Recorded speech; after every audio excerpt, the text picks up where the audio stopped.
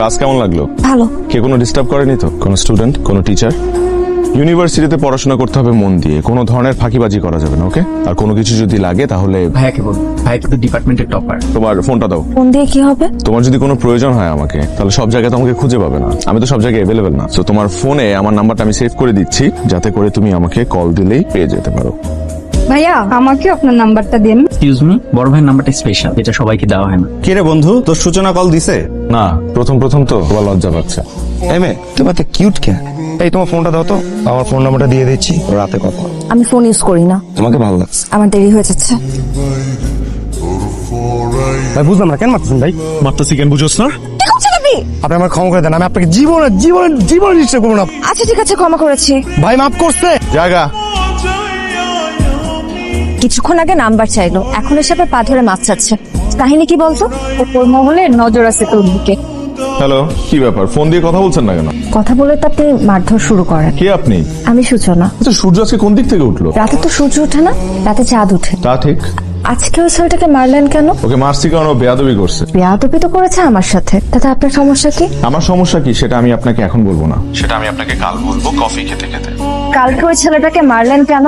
মারবো না? সূর্য, একটা ছেলে তোমাকে টিজ করবে, তবে আমার ক্যাম্পাসে, আর ও পার পেয়ে যাবে, এত সহজ? তা ফ্যামিলিতে কে কে আছে? আমার মা মারা গেছে ছোটবেলায়, বাবা আছে আর বড় ভাই। তুমি ভবিষ্যতে কি করবা? আমার ফিউচার প্ল্যান এখনো করিনি। আমি মাইনা নিতে পারি, আমার বন্ধু বান্ধব আত্মীয় স্বজন তারা তো এটা এত সহজে মানবে না। তাই তোমার একটা ভালো প্রফেশনে ঢুকতে হবে। ট্রেন কয়টায়? 9টায়। এত দূরে যাচ্ছ, আমাকে ভুলে যাবে না তো? যত দূরেই যাই তোমাকে ভোলা অসম্ভব। আত্মসম্মানে লাগে এমন কোনো কাজ আমাকে দিয়ে কখনোই হবে না। ওই ফ্যামিলিতে আমার মেয়ের বিয়ে দেবো, এটা তুমি ভাবলে কি করে? আমিও তোমাকে একটা কথা জানিয়ে রাখি বাবা, রোহান ছাড়া অন্য আর কোনো ছেলেকে আমি বিয়ে করব না, আর এটাই আমার শেষ কথা। আবেগ দিয়ে জীবন চলে না, বিবেক দিয়ে জীবন চালাতে হয়, কথাটা মনে রেখো। বিকেলবেলা তৈরি থাকবে, পাত্র দেখতে আসবে। আমি এক্ষুনি রোহানকে ফোন দিয়ে সব কথা খুলে বলছি। এত বড় স্পর্ধা তোমার? হ্যাঁ, দেখি তোমার ফোন দাও। এসো আমার সাথে, এসো বাবা। এসো। হ্যালো ভাই, আপনি দ্রুত চলে আসেন ভাই, খুলনাতে ভাই। কেন, কি হয়েছে? ভাই সূচনার বাবা তো সূচনার জোর করে বিয়ে দিতেছে ভাই, আমি আর মা একটা বন্ধুর মাধ্যমে জানতে পারলাম ভাই। তোরা থাক, আমি আসতেছি। তুমি এক্ষুনি যদি এদেরকে নিয়ে এখান থেকে চলে না যাও, তাহলে আমার ভয়ঙ্কর রূপটা দেখবে।